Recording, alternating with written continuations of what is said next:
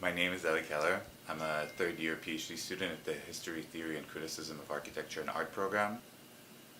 For me at least, I've been seeing more and more people becoming within architecture more conscious about what architecture means for society and for the people that we're working with and for, whether it's in design in real world or whether it's in the scholarship that we produce and the way we think about architectural education. And I think those things can, with a lot of thought and experimentation, find themselves into both the design of the building but also how we end up using the building in the future. So I really hope that this new building will take whatever MIT already has to offer, which is a kind of very unique sense of community, a unique sense of innovation and experimentation,